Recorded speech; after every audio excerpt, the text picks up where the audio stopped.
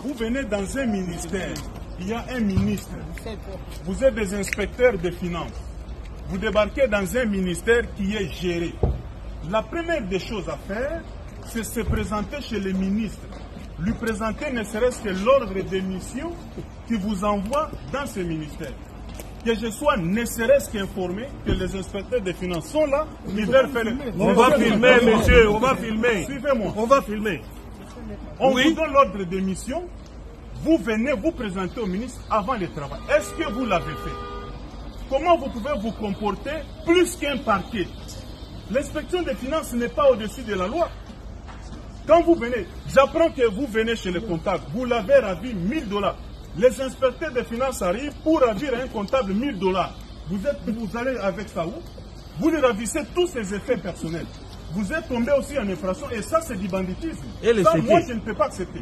Quand vous arrivez, le ministère est géré par un responsable, vous présentez l'ordre de mission, on vous oriente, vous allez faire votre travail. Ici il n'y a pas de voleurs, messieurs, que ce soit les enseignants fictifs, les écoles, tout est en ligne. Alors quand vous venez, sauf si vous avez une autre intention, et je suis informé, là on vous a utilisé, je vous dis mes chers frères, vous êtes en train d'exécuter une sale besogne. Mais ce que je n'ai pas apprécié, c'est ça. En tant que ministre, je suis au bureau, vous débarquez, vous commencez à saisir des choses, vous ravissez. Quel est le mandat du parquet qui vous permet de ravir à quelqu'un 1000 $? Est-ce que Gilles Alinguet vous a demandé d'aller ravir un comptable 1000 $ à main? Si vous avez besoin d'argent, demandez.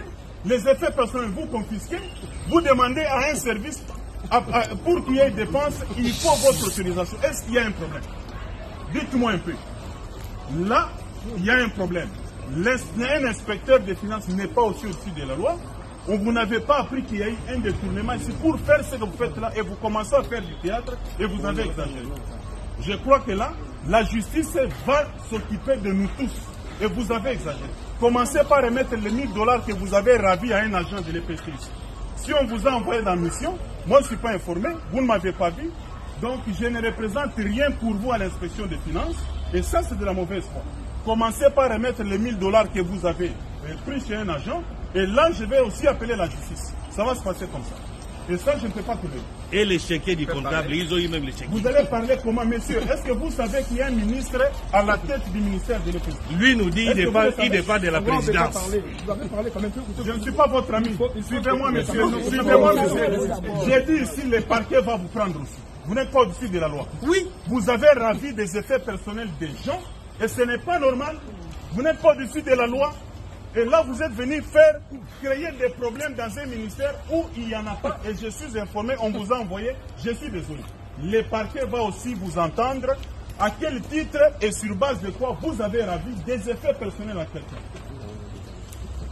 Je peux parler, et c'est un cas de flagrance. Hein. Tous nous allons partir avec vous.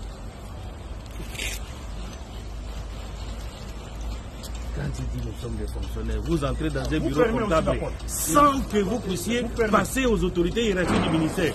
Ça c'est faux. Quel fonctionnaire que vous êtes? C'est la première fois. Vous croyez que c'est vous-même qui faites l'émission?